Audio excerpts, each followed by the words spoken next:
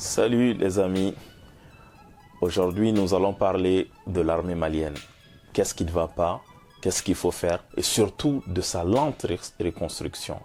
Donc apprête-toi bien parce que je souhaiterais qu'on puisse échanger, que tu puisses mettre en commentaire ce que tu penses de cette vidéo, les incohérences, mais surtout compléter l'offre aussi afin qu'on puisse faire de notre armée une armée qui répond aux aspirations de la population. Avant de parler de l'armée malienne, il est quand même important qu'on remonte jusqu'à l'année 2012. Donc on ne va pas faire un bilan de l'armée malienne, on n'en a pas le temps. On ne va pas juger de ce qui a été fait avant 2012, mais on va partir de 2012 à nos jours et regarder ce qui a été fait, qu'est-ce qui aurait pu être fait en mieux et qu'est-ce qui nous manque. Donc, ce qu'il faut comprendre, c'est que notre armée, donc qu'on appelle communément les FAMA, les forces armées maliennes, notre armée en 2012, notamment en mars 2012, avait pris le pouvoir.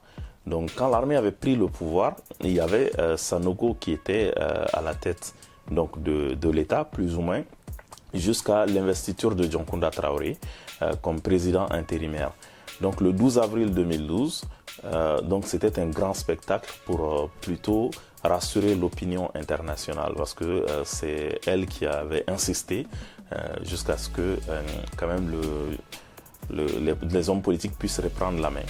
Donc ce qui s'est passé à partir de cette période-là, c'est que déjà à l'investiture de Dioncounda, la déchirure, donc les distances dans l'armée étaient visibles. Donc il y avait d'un côté des bérets verts qui avaient du mal à serrer les rangs parce qu'ils ne voulaient pas lâcher le pouvoir. Et de l'autre côté, on avait des bérets rouges qui étaient là, qui se tenaient tout droit, qui étaient un peu quand même aux anges, qui voyaient une reprise en main et peut-être une amélioration de la situation, de la guerre fratricide qui existait jusqu'à ce jour dans l'armée. Donc ce qu'il faut comprendre, c'est que cette période a quand même succédé à une période où l'armée malienne dans son ensemble avait subi pas mal d'humiliations, mais aussi cette première démonstration publique a été une occasion aussi de voir quand même que on avait une armée de façade.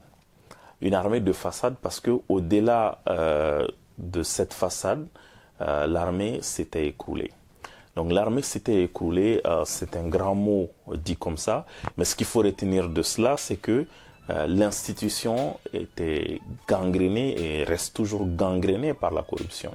Donc il y a énormément de corruption dans l'armée, les soldats manquent d'équipement, donc les positions manquent d'équipement, le recrutement et surtout l'avancement dans l'armée malienne dépendait uniquement des connexions sociales. Donc, soit la capacité à payer ou des connexions sociales plutôt que du mérite. Et à cela, on peut dire que s'ajoute aussi le fait que les renforts ne viennent jamais. Donc, sur un théâtre d'opération, les soldats sont obligés de se débrouiller et Aguelok a été quand même un exemple frappant de cette situation dans l'armée malienne. Donc,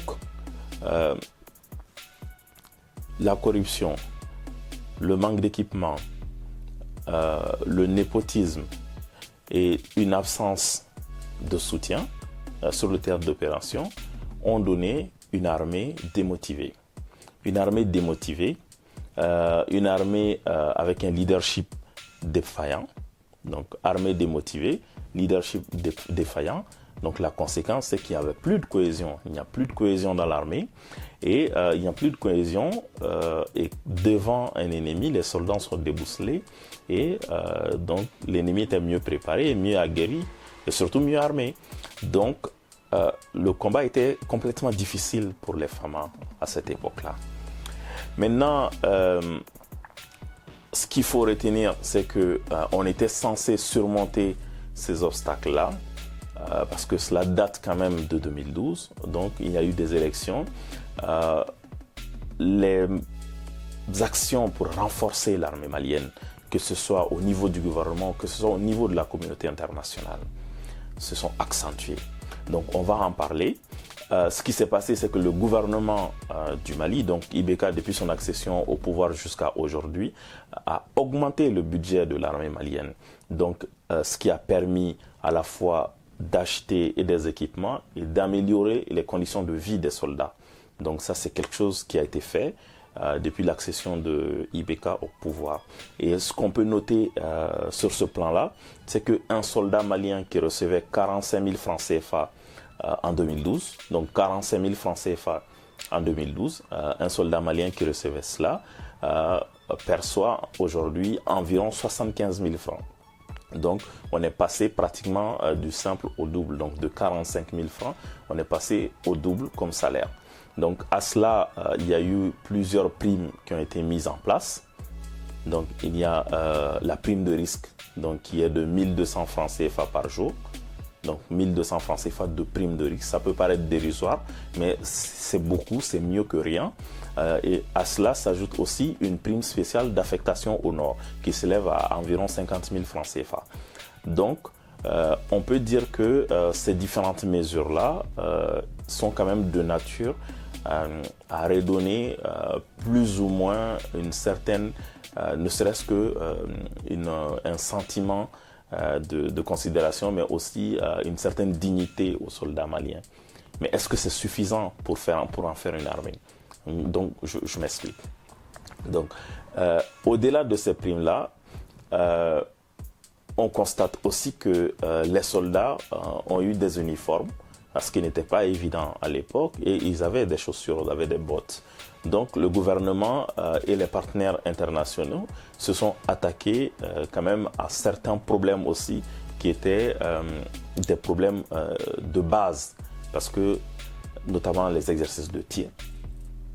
Au-delà des exercices de tir, des formations tactiques, et au-delà des formations tactiques, la gestion des ressources humaines. Parce que avant 2013, donc avant 2013, pratiquement, on n'avait pas de système intégré, en tout cas fiable, de gestion des ressources humaines de l'armée.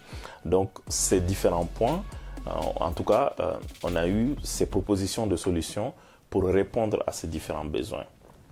Maintenant, ça c'est ce qui a été fait par le gouvernement IBK. Donc de 2012 à aujourd'hui, au-delà du gouvernement IBK, nous avons nos partenaires au développement qui nous ont beaucoup aidés pour la reconstruction de notre armée malienne, même si tout cela paraît insuffisant. C'est ce que je vais vous démontrer dans cette vidéo. Donc je vais parler d'abord de la mission qu'on a appelé EUTM. Donc EUTM, c'est European Union Training Mission, donc au Mali. Donc cette mission a offert des formations opérationnelles, comme je l'ai dit tout à l'heure, et tactiques. Donc les soldats ont ce qu'on appelle un entraînement réaliste, parce que ce n'était pas le cas, et avec de vraies armes. Parce que ce qui est étonnant, c'est qu'avant 2012, la plupart des soldats maliens qui étaient déployés au nord du Mali sur le théâtre d'opération n'avaient jamais tiré pendant un exercice à balles réelles.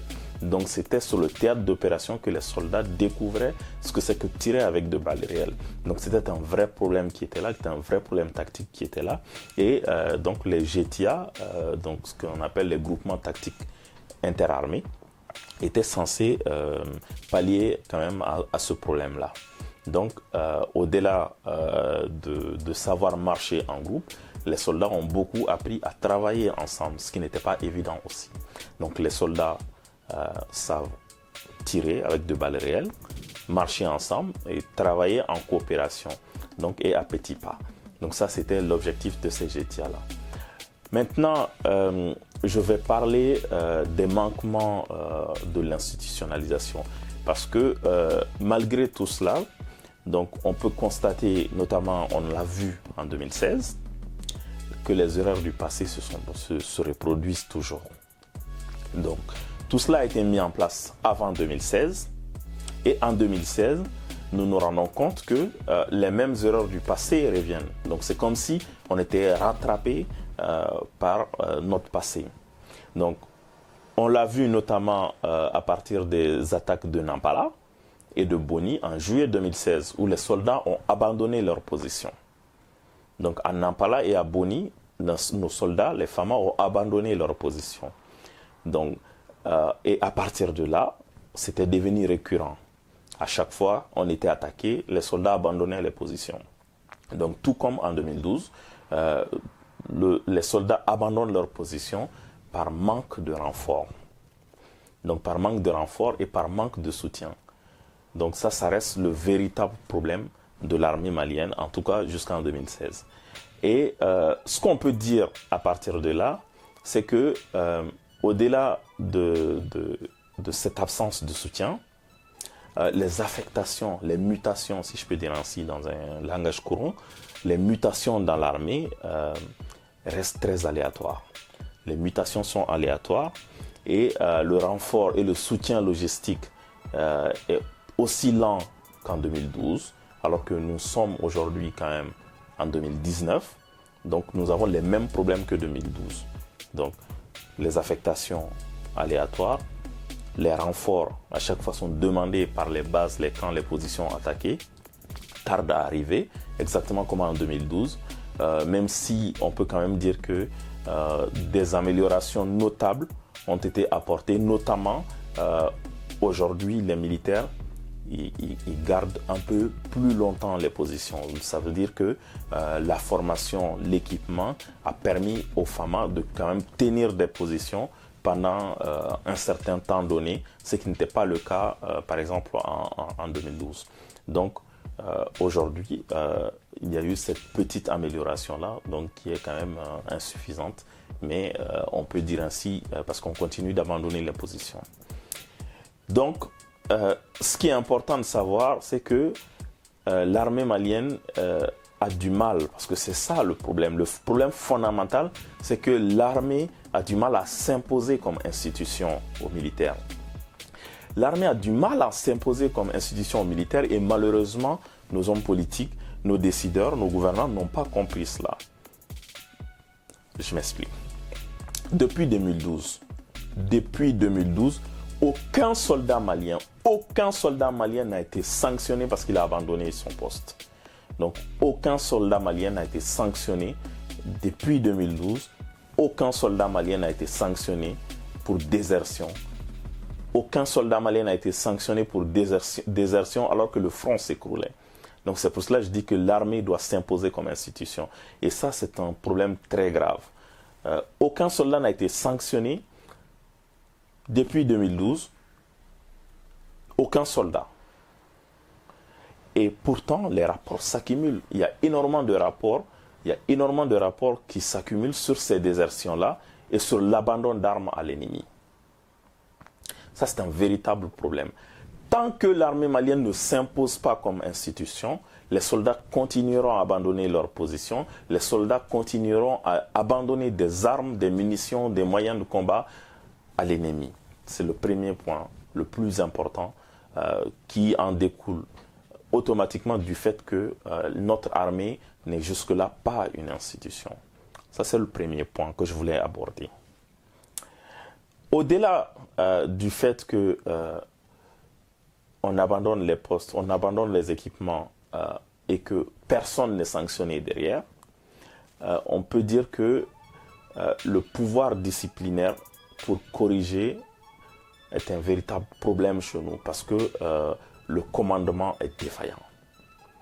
Le commandement est défaillant, c'est la conséquence du fait que les chefs ne peuvent pas prendre de décision, ne peuvent pas sanctionner les soldats. Donc ça, c'est un véritable problème. Donc on ne peut pas bâtir une institution, on ne peut pas bâtir une armée sans l'institutionnaliser. Et qui dit institutionnaliser dit sanction, dit leadership, dit chaîne de commandement. Donc, après ce problème-là, qu'est-ce qu'on va aborder? Avant même de passer au point suivant, ce qu'il faut retenir, c'est qu'il y a eu des initiatives. Il y a eu un programme de réforme de la justice militaire depuis 2014. Donc, mais il y a très peu de mesures concrètes qui ont été prises. Donc, on revient toujours, c'est cyclique, on revient toujours au problème de leadership. Donc, il y a eu la réforme de la justice militaire en 2014, mais il y a très peu de mesures concrètes qui ont été prises sur le terrain. Et surtout, il n'y a eu que quelques séminaires. Ce qu'il faut noter, c'est que derrière les hommes, parce que comme je l'ai dit tout à l'heure, on a investi de l'argent dans des hommes. De 2013 à aujourd'hui, surtout avec la loi d'orientation et de programmation militaire, on a eu à acheter quelques équipements, on a eu à améliorer les conditions de vie des soldats, mais nous n'avons pas investi dans l'institution, nous n'avons pas bâti la maison armée, on n'a pas bâti le socle, ce que c'est que l'armée malienne. Donc, ce qui fait qu'aujourd'hui, nous avons toujours les mêmes problèmes qu'on a tout le temps eu de par le passé. Cela se caractérise par le fait que quand tu demandes à un soldat malien, quand tu demandes à un soldat quelles sont ses craintes, ils vont vous dire qu'ils ont peur de mourir au front. Ils ont peur de mourir parce qu'ils voient autour d'eux beaucoup d'orphelins et de veuves qui ont du mal à s'en sortir dans la vie. Et pourquoi ils ont du mal à s'en sortir alors qu'on a amélioré les conditions de vie? Tout simplement parce que il y a une bureaucratie qui est là, qui ne facilite pas les choses. Donc, comme je l'ai dit, c'est bien beau de donner des droits aux orphelins, de donner des droits aux veuves, mais encore, il faudrait faciliter l'accès à ces droits-là à ces personnes démunies. Donc, en moyenne, les veuves et les orphelins perdent énormément de temps dans la bureaucratie parce que l'institution, encore je reviens là-dessus, l'institution est défaillante. Donc, ce qui fait que les soldats, ils ont peur de s'engager parce qu'ils ont peur de la mort, parce qu'ils ont peur de l'après en réalité. Donc, au-delà de ce problème d'investissement dans l'institution, l'autre problème majeur que moi j'ai identifié, en tout cas dans l'armée malienne, après mes investigations, c'est que nos FAMA, l'armée malienne est une armée étrangère dans son propre pays. L'armée malienne est étrangère dans son propre pays. L'armée malienne est étrangère au Mali. Je m'explique. Le fondement, il y a Clausewitz qui le dit que le seul but de la guerre d'ailleurs, c'est de conquérir les hommes et non les territoires. On fait la conquête des territoires parce que uniquement les hommes y vivent, mais aujourd'hui, de 2012 à 2019, qu'est-ce que concrètement nous avons entrepris pour les hommes qui vivent sur les territoires occupés? Plus ou moins, qu'est-ce que nous avons entrepris pour les gens qui vivent à Kidal? Quelle action le gouvernement a menée pour ces gens-là? Donc, c'est une question ouverte où vous pouvez tous répondre à ces questions-là. Je ne parle pas des belligérants, je ne parle pas des groupes armés, je ne parle pas des terroristes, mais je parle de la population civile. Donc, parce que si la conquête des territoires, le fondement de la conquête d'un territoire, c'est la conquête des gens qui y vivent, moi je pense qu'aujourd'hui, le monde ayant évolué, on a eu largement de temps pour conquérir le cœur des habitants qui vivent sur ces territoires. Donc, quand je disais tout à l'heure que l'armée malienne est une armée étrangère sur son territoire, cela vient du fait que, d'abord, les difficultés que je viens de citer, qui sont derrière les hommes qui sont engagés sur les terres d'opération, font que l'engagement reste à désirer. Mais au-delà de cette difficulté-là, donc, une armée aveugle sur son territoire devant aussi, ce n'est pas tout à fait facile. Une armée aveugle parce que, tout simplement, l'institution a des difficultés à anticiper. L'armée malienne a du mal à anticiper. Et pourquoi l'armée malienne a du mal à anticiper? Parce que tout simplement, c'est une révélation peut-être que je vais vous faire aujourd'hui, peut-être que d'autres en savent, mais il n'y a pas de doctrine dans l'armée malienne. Il n'y a pas de doctrine dans l'armée malienne. Et alors qu'une doctrine dans une armée, c'est ce qui permet de faire des choix. Donc, et c'est ce qui permet non seulement de faire des choix, mais aussi des choix sur son modus operandi.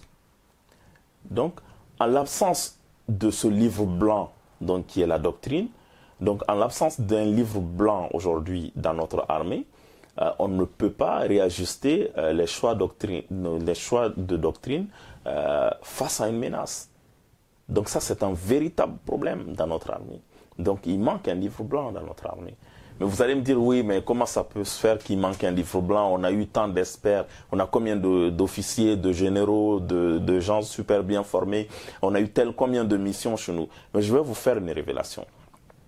Vous savez, en 2012, l'armée malienne n'avait même pas d'orientation.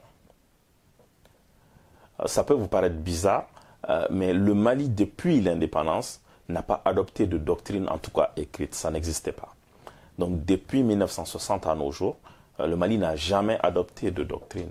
Comme dans d'autres vidéos, je l'avais expliqué comment le général Soumaré voulait créer une armée républicaine au service du politique et au service de la nation. Cette politique, malheureusement, on a perdu le général Soumaré avant même le début de ce processus. Mais ce processus n'est jamais allé au bout.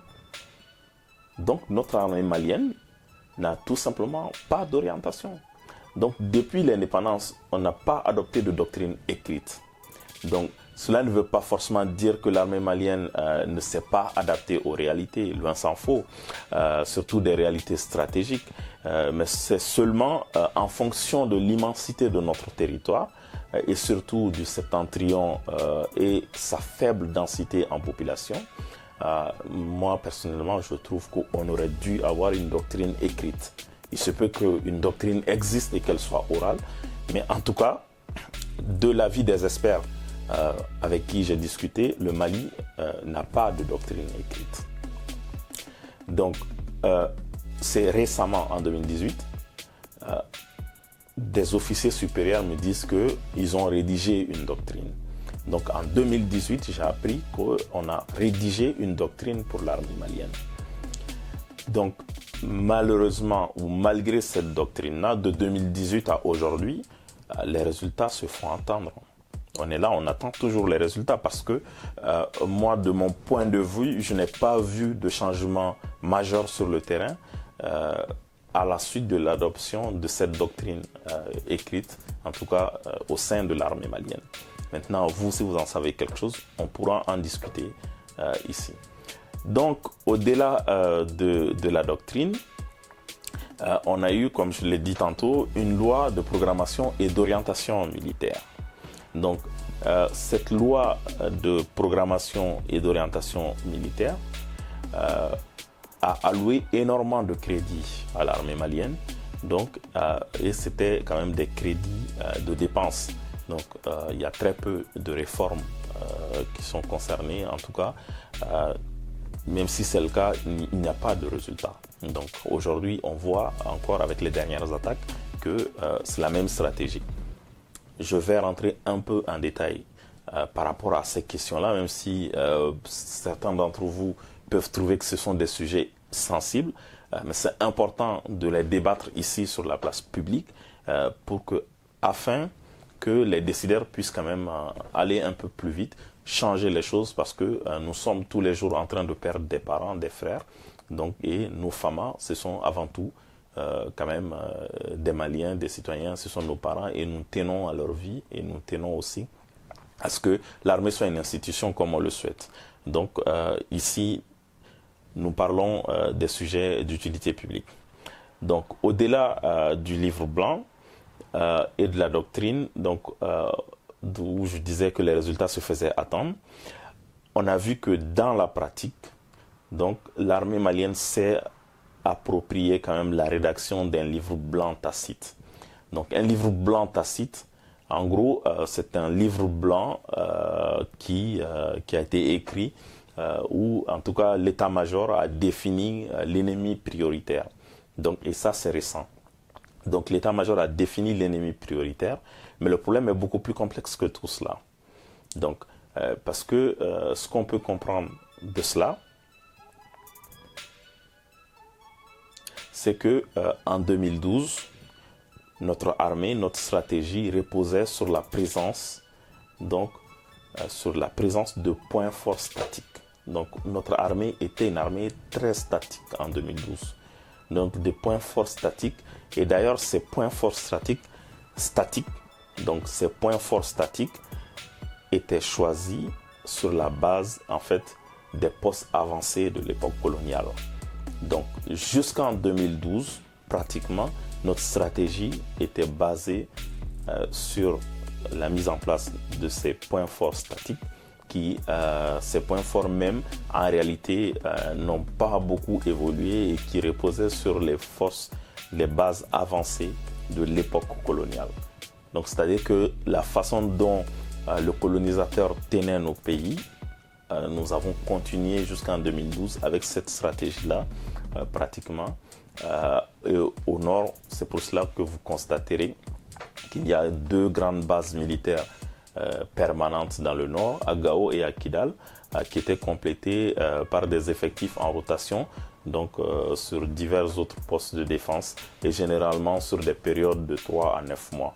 Donc globalement, c'était notre stratégie, en tout cas dans le nord. Donc on a des postes statiques, on renforce 2 bases militaires, une à Kidal, une à Gao. Et après, on a des forces en mouvement, donc avec une rotation entre 3 et 9 mois. Donc, on avait des postes statiques, mais sans ressources et sans transport, sans ressources. Donc, les soldats de Gao, de Kidal n'avaient pas suffisamment de ressources. Et ils n'ont pas de moyens pour exercer des patrouilles. Donc, ils sont installés là. Ils n'ont pas de moyens pour exercer des patrouilles. Ils n'ont pas de force pour pouvoir quadriller tout le pays. Donc, ils sont là sur des positions statiques. Et le plus souvent, c'est des soldats qui ont été dépêchés de Bamako pour aller dans le nord, qui ne parlent pas la langue locale, surtout, mais qui ne connaissent pas les régions. Donc, ils ne connaissent pas les régions, ils ne parlent pas la langue. Ils sont dans des bases pour des durées de 6 à 9 mois, soit à Gao ou à Kidal. Donc, ces soldats n'ont aucun moyen, ou en tout cas n'avaient aucun moyen d'améliorer les connaissances situationnelles. Parce qu'un soldat, quand on est dans une base militaire, le but, ce n'est pas de se battre tous les jours, mais c'est aussi de faire du recueil d'informations. Le but, c'est d'avoir d'augmenter la connaissance du terrain, la connaissance de la situation. C'est pour cela que je dis que notre armée avance. Notre armée est aveugle sur son propre territoire.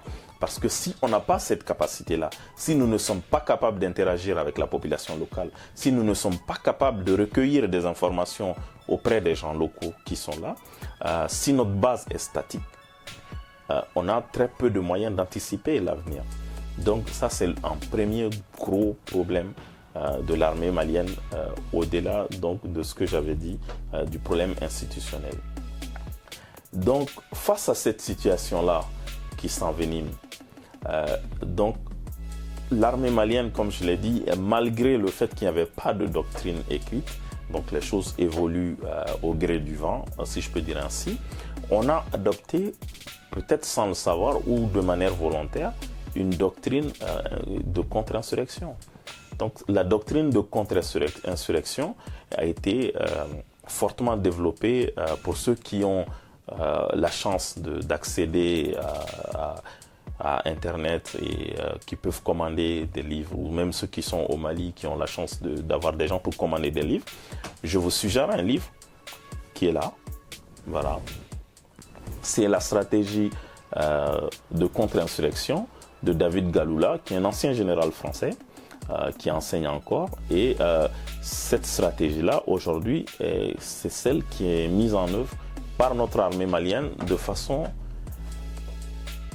implicite. Comme je le disais tantôt, il y a énormément d'officiers maliens qui ont effectué des études dans de très bons centres de formation, qui ont pratiqué des écoles étrangères et qui sont très compétents.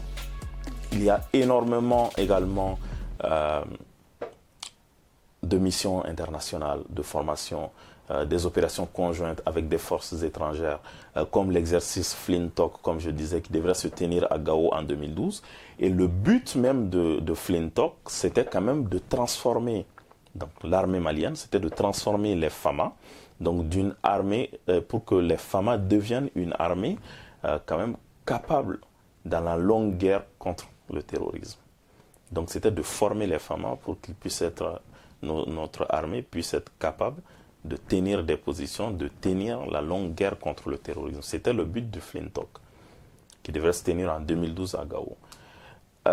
On peut comprendre que l'objectif affiché de ces programmes, c'était quand même de façon déguisée, même si c'était nos partenaires qui venaient avec ces programmes-là, c'était de façon déguisée de transformer notre armée d'une armée, comme on le dit, une armée continentale statique.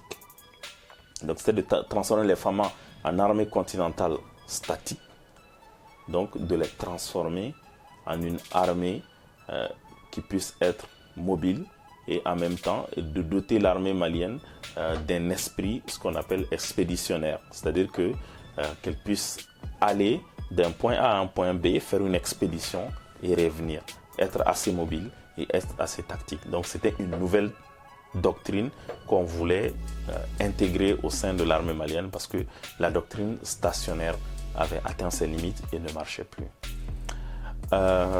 Je souhaiterais quand même que ceux qui ont participé à ces différents programmes-là puissent échanger avec moi à partir de cette vidéo-là pour qu'on puisse construire quelque chose d'abord politique et puis ensuite on puisse faire des propositions d'amélioration de nos forces armées de sécurité. Donc, comme je l'ai dit tantôt, ces programmes avaient compris que il fallait plutôt avoir une armée avec un esprit expéditionnaire.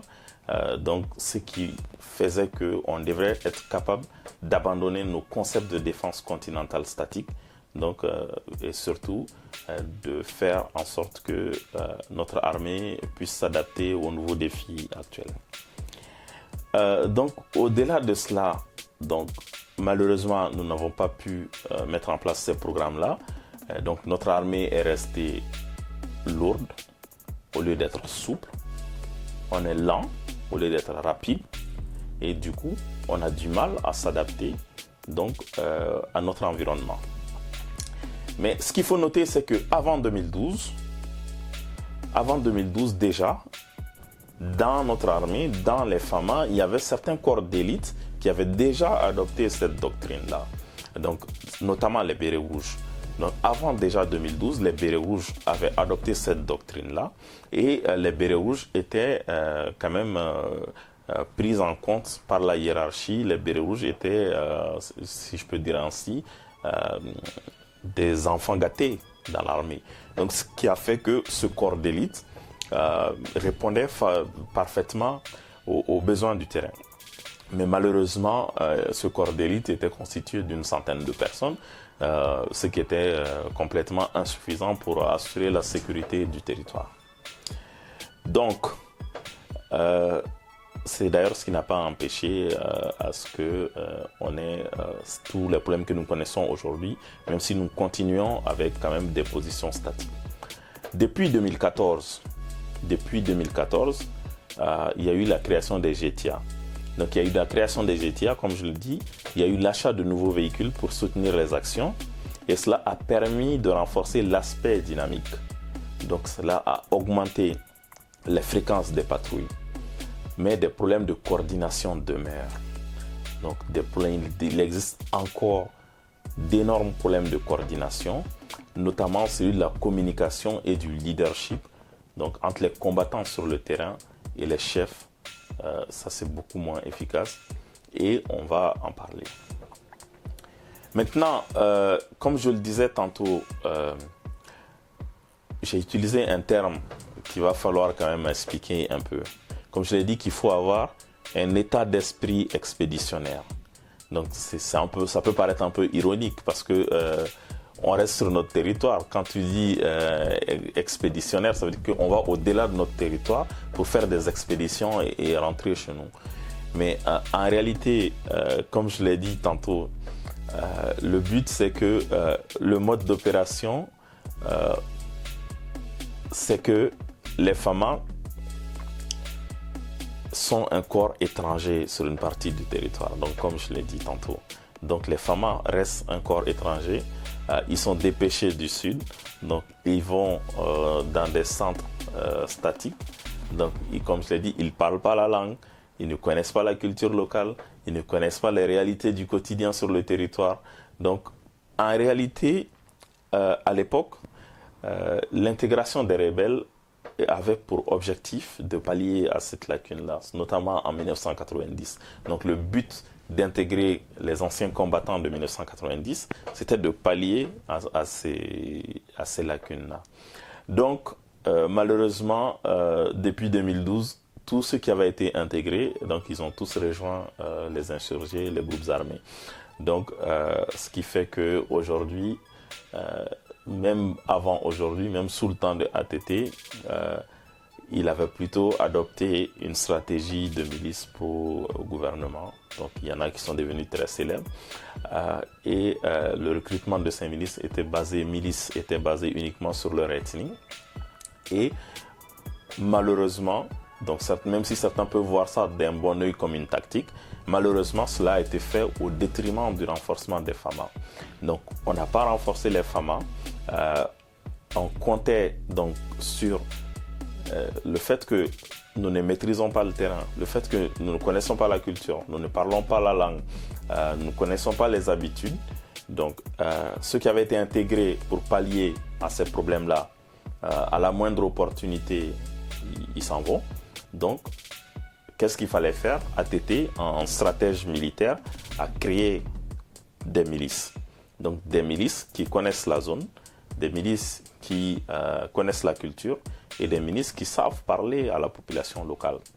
Donc cela a été développé au détriment de l'armée malienne, malheureusement. Donc cela a beaucoup fragilisé l'armée malienne. Cela a fait de telle sorte que pratiquement l'armée malienne était devenue quelque chose de secondaire dans la conquête du Nord. Donc aujourd'hui, ce qu'on peut dire, c'est que l'armée malienne doit être un outil, une institution pour répondre aux aspirations de la population. Malheureusement, quand l'armée malienne est déployée dans ces zones-là, à cause de ces lacunes-là, elle est prise comme un ennemi par la population. Qui d'ailleurs n'est pas forcément favorable en sa présence dans certaines zones, tout simplement parce qu'il y a des barrières qui sont là, qui sont culturelles, qui sont une absence de communication et pas mal de choses, donc qu'il va falloir régler aussi au sein de l'armée malienne si on veut vraiment faire des FAMA une institution. Donc au-delà de ce deuxième aspect, donc nous avons aussi une crise identitaire dans l'armée malienne. Le sujet est long, mais il est important qu'on en discute là et que ceux qui en savent un peu plus puissent aussi proposer des idées, qu'on puisse reconstruire ce pays-là. Parce que il nous manque cet espace de débat. Au Mali, on ne discute pas des vrais sujets. Donc je pense que c'est important qu'on parle de notre armée de cette manière-là pour qu'on puisse proposer quelque chose qui soit quand même consensuel, mais aussi qui puisse répondre aux besoins d'aujourd'hui. Donc, nous avons une crise identitaire au sol de notre armée malienne. Notre armée malienne a une crise identitaire très avérée. Je vais vous donner des exemples. Vous savez, moi j'ai demandé aux soldats à Kati. Donc, j'ai demandé à quelques soldats quelles sont les valeurs fondamentales des forces armées. Donc, quand on demande à un soldat quelles sont les valeurs fondamentales de l'armée malienne ou des forces armées, la plupart, ils vont te citer, ils vont te réciter, disons, la devise nationale, un peuple, un but, une foi. Et ça, c'est un véritable problème. Ça, c'est un véritable problème. Et lorsqu'on pose la question sur le règlement militaire, ils vont se mettre à réciter le règlement militaire. Donc, on sent que c'est quelque chose qu'ils ont appris par cœur. Donc, ils ont appris par cœur sans même savoir concrètement ce que ça veut dire. Et au-delà donc de ce règlement militaire et de son application, les soldats, ils sont quand même moins certains sur les règles d'engagement. Donc, quand on leur pose des questions sur les règles d'engagement, notamment sur l'utilisation de la violence, donc c'est des questions qui doivent être traitées aussi au sein de l'armée malienne pour qu'on puisse conquérir le cœur des gens qui sont au centre et au nord du pays. Donc, au-delà de ces aspects-là, il manque une culture militaire, en fait. Donc, il manque une culture militaire qui est quand même assez perçue au Mali, notamment comme un simple outil qui facilite la chaîne de commandement et de la communication au sein des forces armées, alors que la culture militaire, c'est avant tout un outil de cohésion et surtout un moyen lors des opérations d'encadrer le comportement des militaires sur le terrain. Donc, alors que depuis 2012, pratiquement, nous constatons que les combats entre les diverses fractions au sein même de l'armée malienne se sont multipliés. Il est quand même difficile aujourd'hui, au regard de toutes les tendances qui sont dans l'armée malienne, de cerner quels sont les symboles. Parce que moi, je me pose toujours la question, au final, quand je regarde les tendances, les fractions qui sont dans notre armée, quand je regarde les divisions qui sont dans notre armée et qui trouvent d'ailleurs leur émanation dans la politique, je me demande quels sont les vrais symboles qui rassemblent les soldats. Je vais vous faire une anecdote. Depuis la crise de 2012, quand vous passez vers les camps militaires de Bamako, vous allez voir, ils ont repeint les murs, donc pratiquement tous les camps, les murs des camps ont été repeints, des bases militaires, et ils ont fait des dessins. Donc des dessins disparates, mais il y a des dessins sur les murs des camps. Des fois, on voit des armes technologiques qui ne sont pas du tout à la disposition de l'armée malienne. Des fois, on voit des chameaux avec des chameaux militarisés, et des fois on voit un Rambo qui est là, qui se prend, donc j'imagine c'est un soldat malien, mais un Rambo. Et des fois, on voit la photo de Samori Touré et aussi et pas mal de figures emblématiques. Et quand on demande, donc sur ces fresques-là, on demande aux soldats ou on demande aux officiers, ils diront que c'est l'œuvre des soldats. Et quand on demande aux soldats, les soldats vous diront que c'est de l'art, mais au-delà de l'art, c'est des valeurs donc eux, ils estiment pouvoir partager avec les autres. Donc on voit quand même que on sent à travers la diversité de ces images-là qu'il manque une culture militaire dans l'armée malienne. On a eu le même phénomène en 2012 quand Sanogo avait pris le pouvoir. Les soldats, son effigie était partout dans les camps militaires. Donc des soldats avaient des pins Sanogo, il y avait des effigies de Sanogo dans pratiquement tous les camps militaires. Donc cela prouve qu'il n'y a pas de culture militaire qu'il va falloir travailler. Donc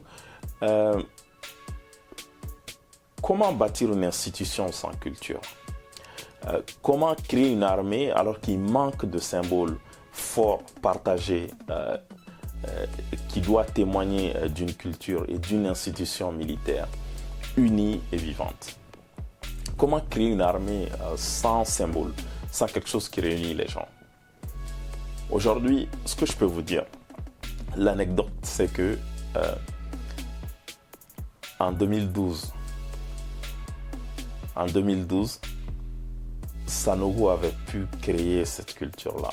Ça peut paraître anodin, mais avant d'y arriver là, je vais vous dire que nous, on a demandé à des soldats à Kati. Donc au-delà, on a posé quelques questions à quelques soldats à Kati.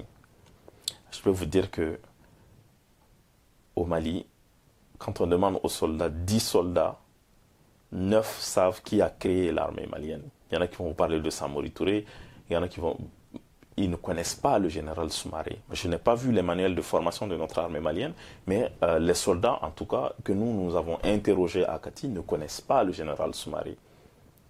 Donc ça, c'est un véritable problème. Ça, c'est un véritable problème, parce que cela montre que aujourd'hui, une culture militaire capable de créer quand même une cohésion est capable de renforcer les valeurs de l'institution est absente.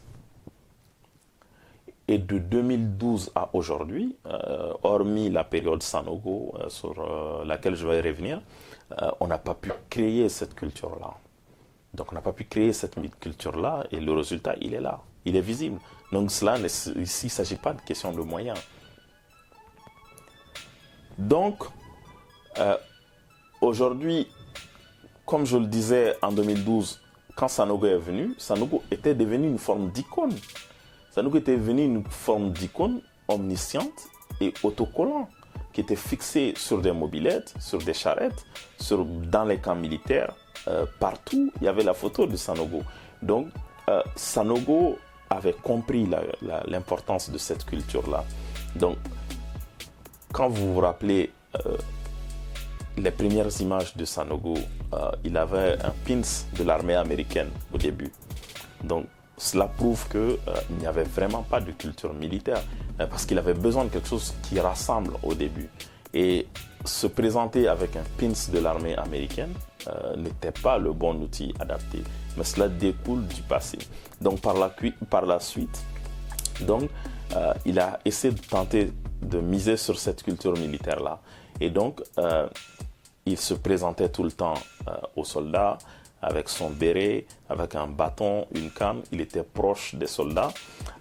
Et le fait d'être proche des soldats avait donné envie, avait donné un sentiment aux soldats qui faisait partie d'une institution qui était forte et qui avait donné envie aux soldats de trouver un moyen, de trouver une cause pour laquelle ils étaient prêts à mourir. Et ça, c'est très important. Et malheureusement, depuis la fin de la période Sanogo jusqu'à aujourd'hui, les soldats, on a du mal à trouver cette culture-là, on a du mal à trouver cette cohésion-là qui fera fédérer tous les soldats.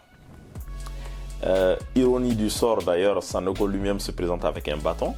Donc un bâton qui était censé peut-être avoir des pouvoirs magiques du civil alors qu'il est militaire. Donc cela prouve que l'institution manquait quand même de culture. Donc ce que je veux dire jusqu'ici, c'est que ce qu'il faut retenir de tout ça, c'est que nos soldats sont à la recherche de symboles forts, mais contrairement à ce que beaucoup de gens peuvent penser, ce ne sont pas que des désœuvrés à la recherche d'un salaire. Ils ont aussi des aspirations et la crise de 2012 en a été l'exemple le plus concret, le plus frappant, le plus manifeste. Et donc, c'est aux hommes politiques, c'est aux décideurs, mais c'est aux officiers de tenir compte de ces préoccupations des soldats et de bâtir une armée.